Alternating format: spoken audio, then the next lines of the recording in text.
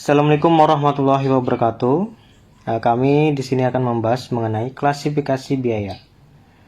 Perkenalkan, nama saya Ardani dengan rekan-rekan saya yakni Syifa, Sartika, Monika, dan Fajar dari kelompok 7 yang akan membahas mengenai klasifikasi biaya. Sebelum kepada materi inti, alangkah baiknya kita itu mengetahui dulu mengenai klasifikasi biaya secara pengertiannya. Jadi pengertian dari klasifikasi biaya ini adalah sebuah pengelompokan dan elemen biaya secara sistematis dalam penggolongan tertentu. Untuk fungsinya sendiri itu terdapat beberapa fungsi. Yang pertama untuk evaluasi keuangan, yang kedua untuk pelaporan keuangan, dan lain-lainnya. Jadi fungsinya ini yang paling penting adalah evaluasi keuangan dan pelaporan keuangan perusahaan-perusahaan yang memerlukan data-data tertentu. Oke, lanjut. Selanjutnya ada objek pengeluaran. Objek pengeluaran dibagi dari beberapa klasifikasi. Yang pertama adalah biaya bahan baku.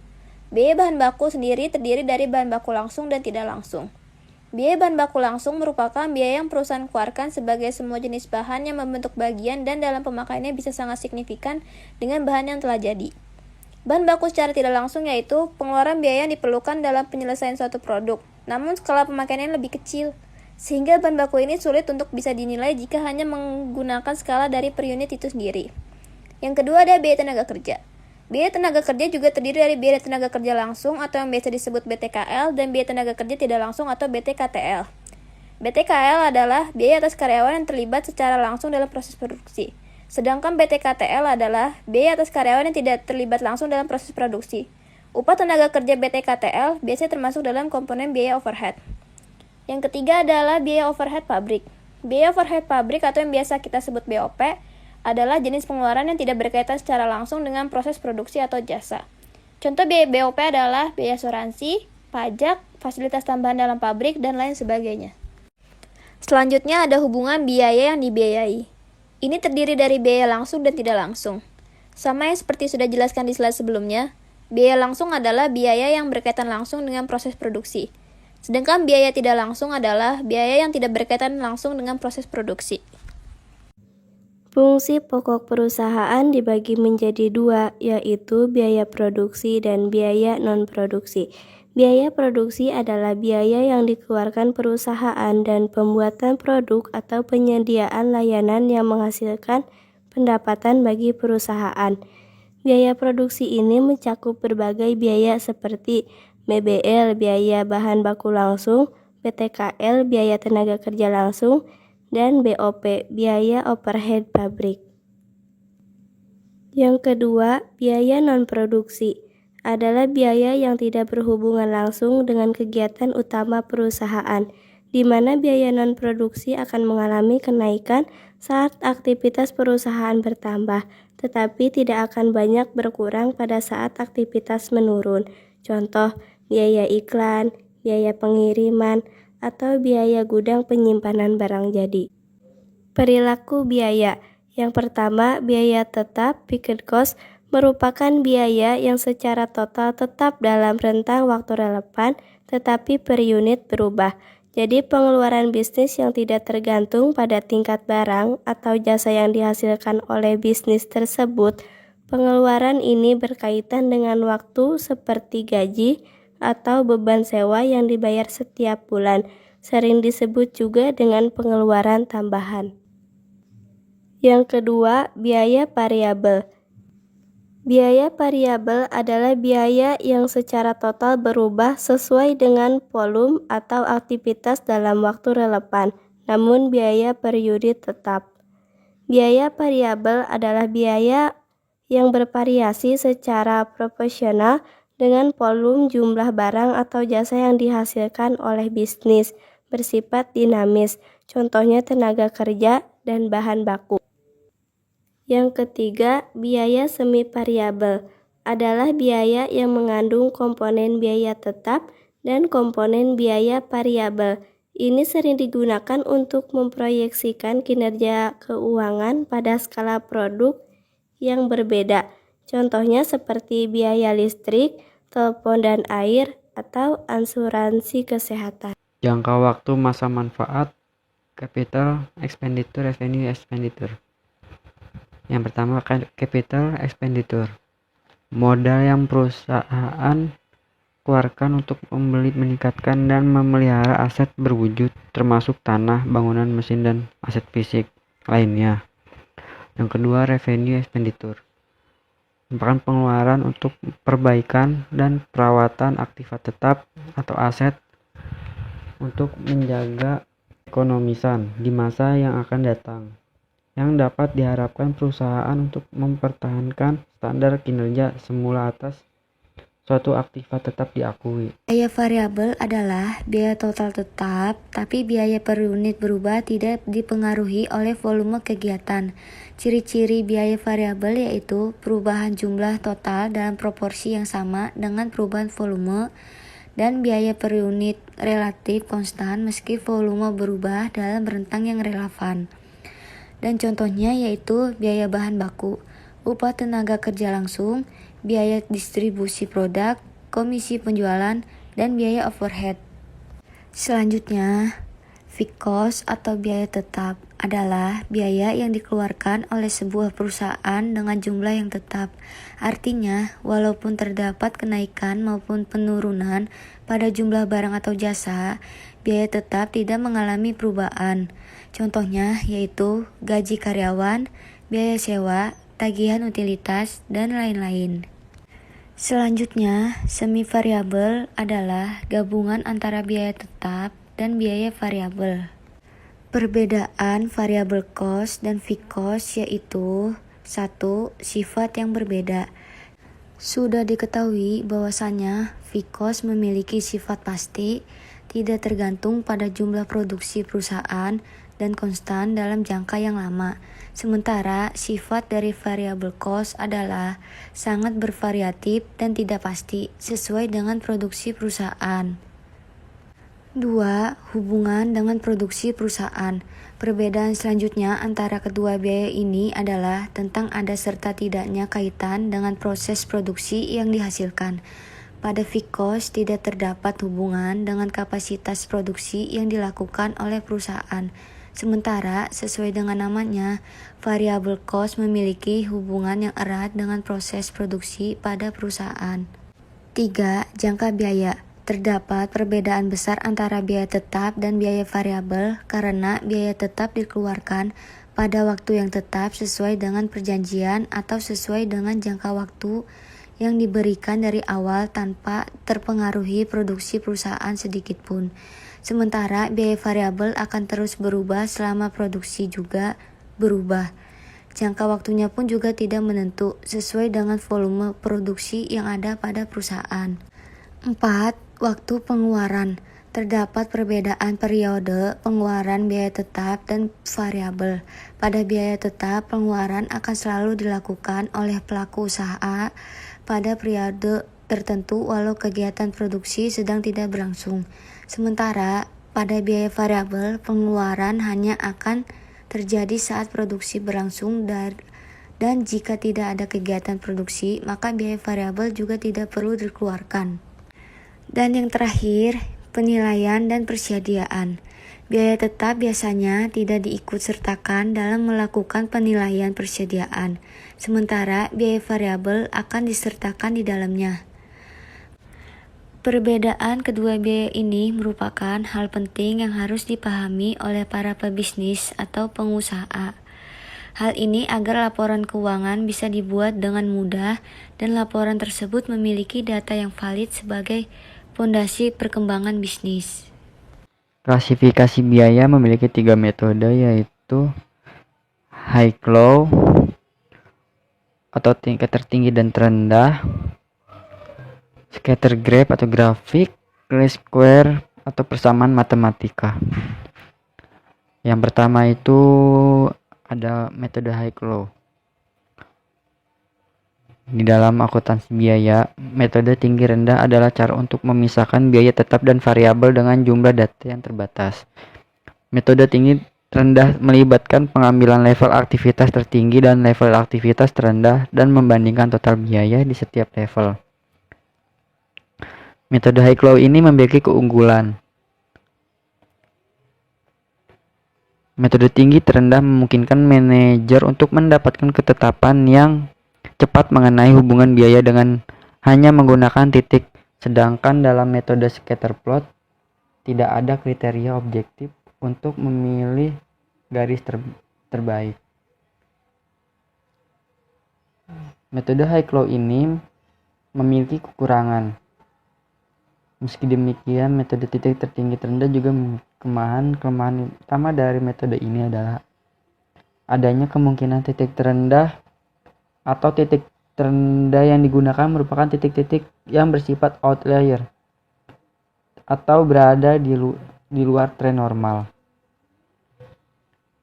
Yang selanjutnya itu metode scatter graph.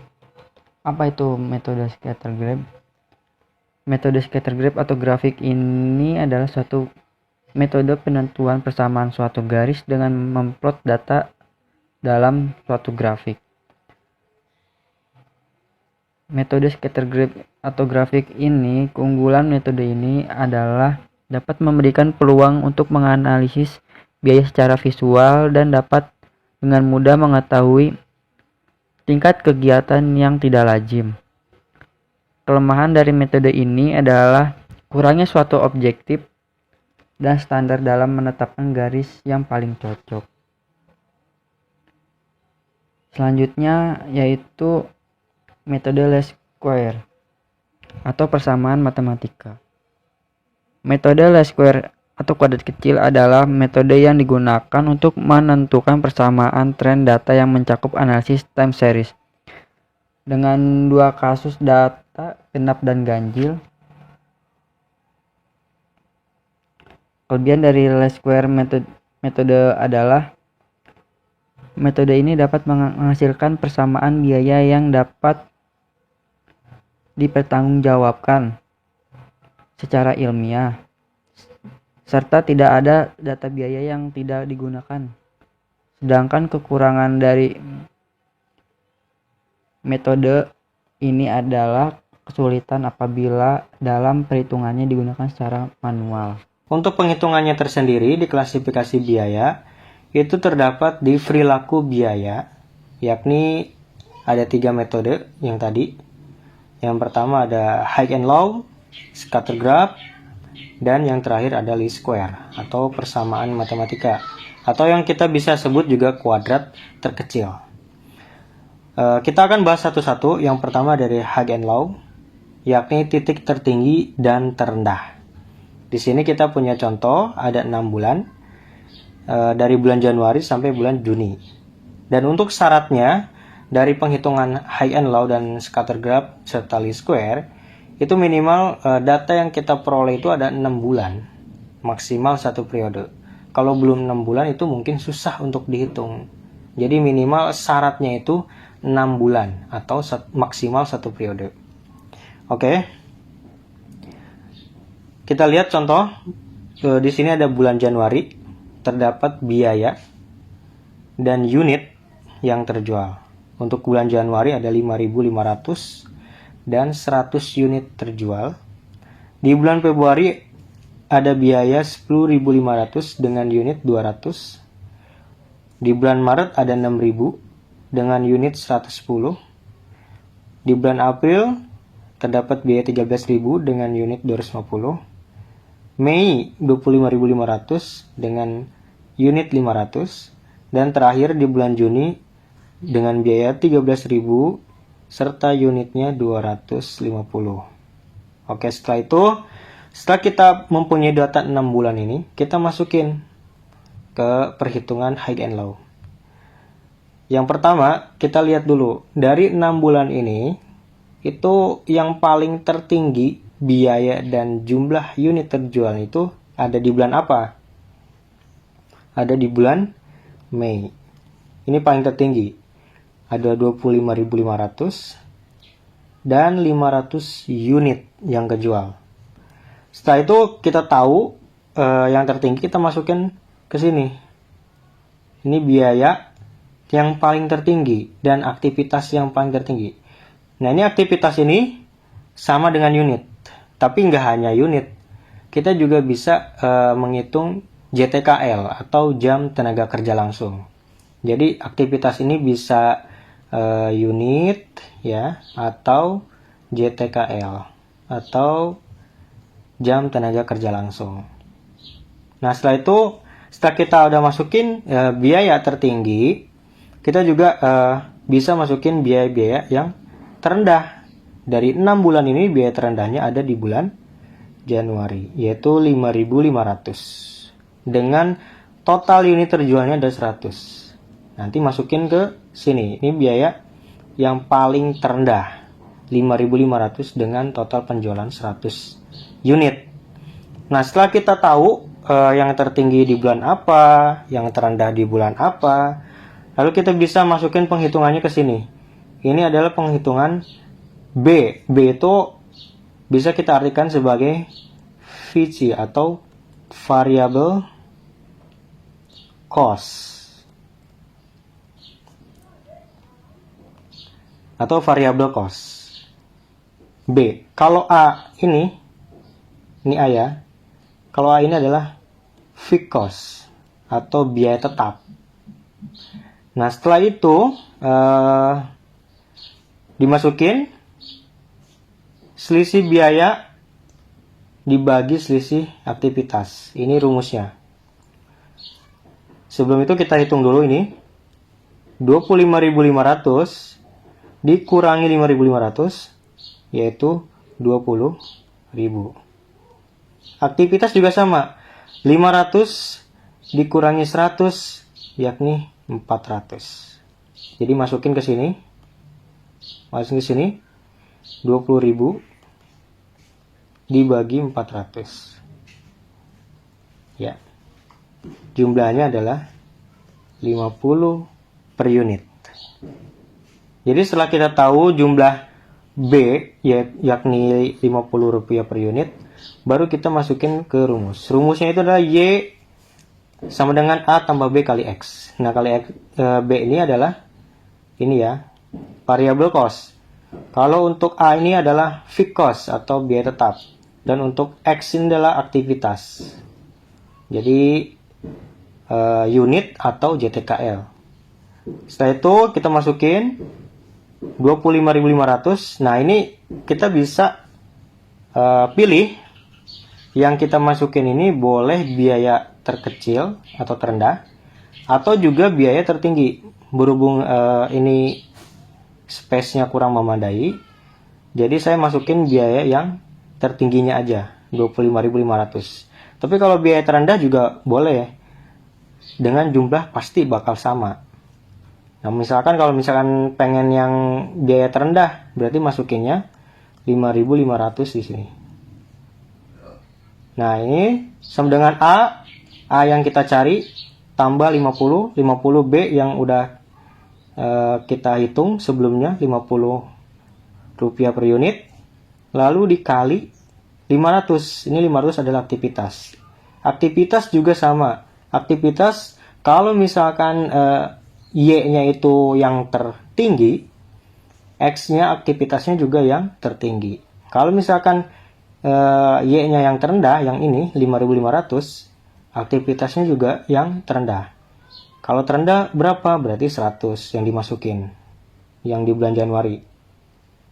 Setelah itu kita hitung A sama dengan 25.500 ya, dikurangi 25.000. Nah, 25.000 ini kali yang hasil dari 50 kali 500 ini, 25.000. Setelah itu dikurangi, jumlahnya adalah Rp500. Nah, ini biaya fixed cost atau biaya tetap. Jadi biaya tetapnya adalah 500 ya. Biaya variabelnya adalah 50 per unit. Ya. Nah, ini yang kedua adalah metode scatter graph atau grafik. Setelah kita mempunyai data 6 bulan yang tadi, lalu kita membuat grafiknya. Kita masukin biaya-biayanya di sini. Ini biaya-biayanya dan ini unit-unitnya di sini secara horizontal. Berhubung disclaimer ya sedikit. berhubung tempatnya kurang memadai, jadi saya memasukkan biaya-biayanya itu biaya per bulan. Ya, ini biaya-biaya per bulan nih. Harusnya kalau secara detail, kalau misalkan ini angkanya 500, harusnya dari 0 itu 500, 1000, 1500, 2000, 2500, 3000 dan seterusnya sampai 25.500. Kalau pengen detail. Tapi berhubung saya jumlah nggak memadai space-nya di sini untuk saya gambarkan gitu ya. Jadi ya saya ambilnya secara ringkas saja yang per bulan.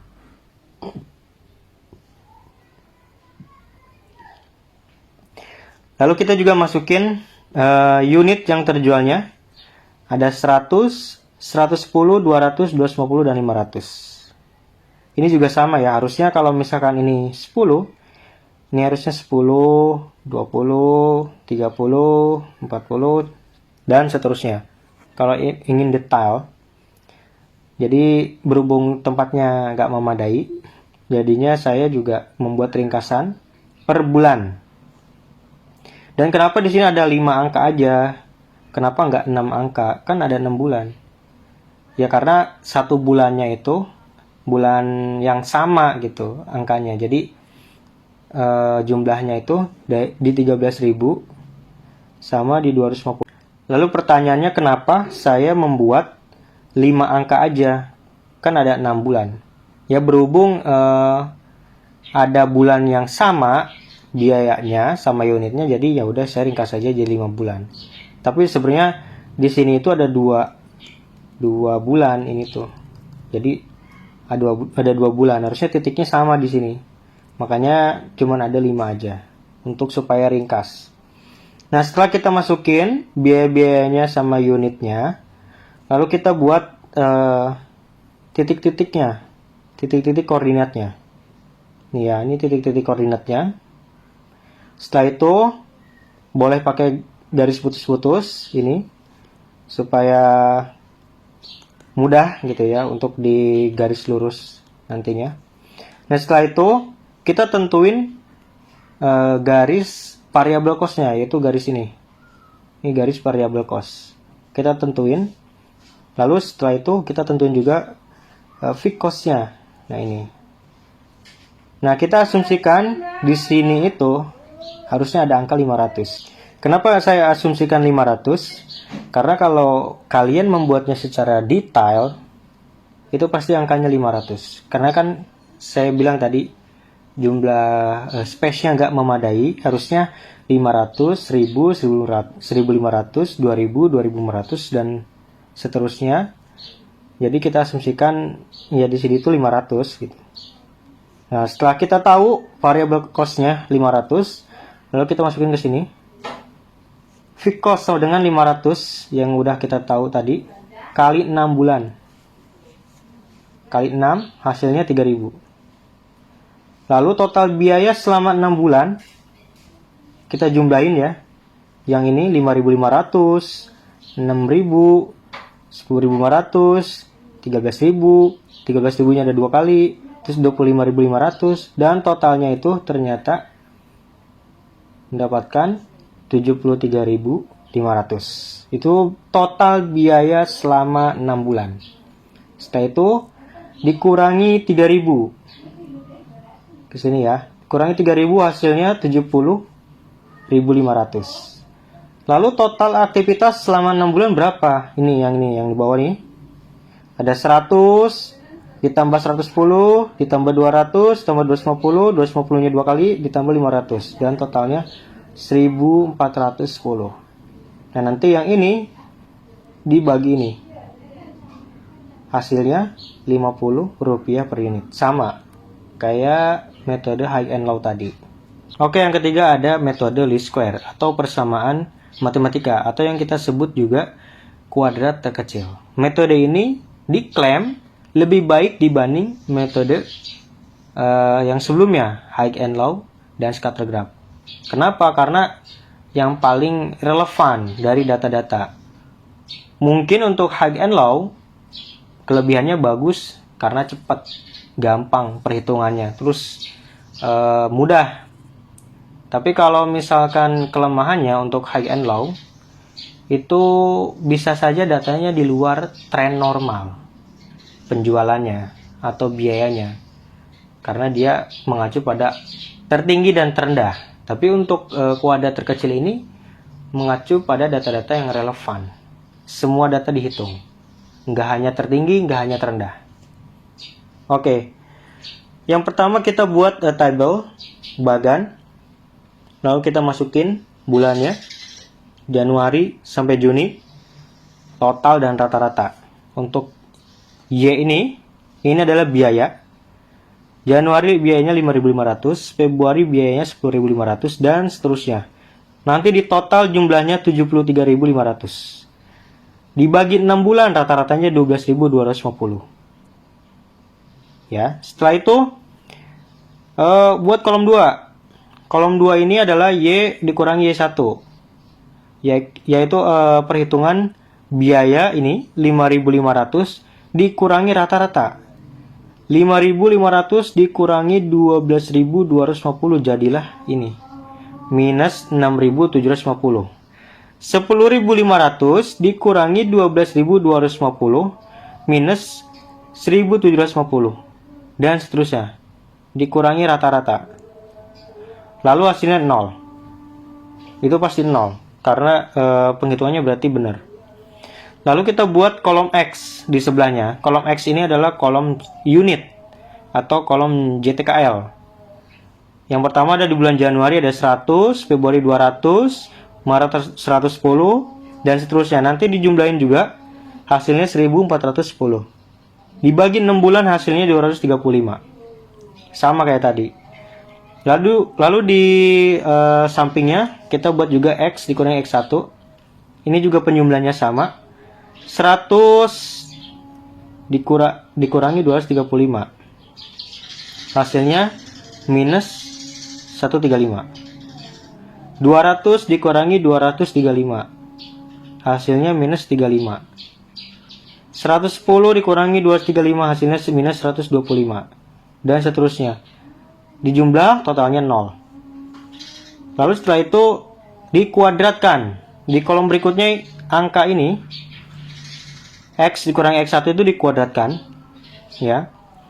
Minus 135 kali minus 135 hasilnya 18.225. Minus 35 dikali minus 35 hasilnya 1.225 dan seterusnya. Setelah itu nanti ketemu totalnya 105.750. Setelah itu kita buat kolom selanjutnya. Itu ada Y kurangi Y1 dikali X kurangi X1. Ini adalah kolom perkalian antara ini, ya, sama ini. Itu dikali. Minus 1675 dikali minus 135. Hasilnya 911.250. Lalu ini minus 1755 dikali 1225. Totalnya adalah 61.250 dan seterusnya. Nanti ketemu hasilnya di ini, di 5.287.500. Setelah hasilnya ketemu dua-duanya antara ini sama ini, baru kita ke penghitungan selanjutnya. Nah, untuk penghitungan selanjutnya di sini ada variable cost, ya. Variable cost itu tadi kita mau hitung variable cost. Angka total ini 5.287.500 dikurangi yang total dikuadratkan 105.750 dan hasilnya 50 rupiah per unit. Ya, sama. Ini hasilnya jadi B. B ini adalah variable cost. Oke. X ini adalah aktivitas. Rata-rata. Berhubung kita pakai least square, jadi yang dipakainya aktivitas rata-rata. A ini yang dicari, fixed cost. Y ini adalah biaya rata-rata. Biaya rata-rata. Setelah itu, kita masukin 12.250 ini adalah biaya rata-rata. Yang tadi ya, biaya rata-rata di kolom biaya.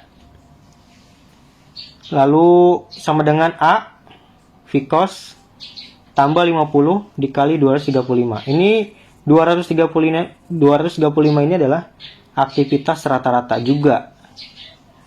Jadi yang udah ditotalin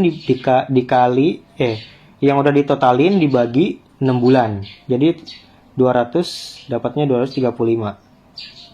Dikali hasilnya 11.750. 12.250 dikurangi 11.750 hasilnya 500 rupiah. Dan ini biaya fixed cost atau biaya tetap. Untuk perhitungan least square cukup sampai di sini. Saya tutup. Wabillahi taufik wal hidayah. Assalamualaikum warahmatullahi wabarakatuh.